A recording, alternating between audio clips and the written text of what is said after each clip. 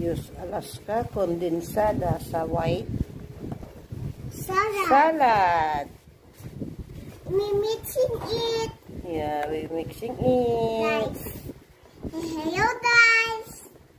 I have a pity salad guys. Making white salad, guys. Yes.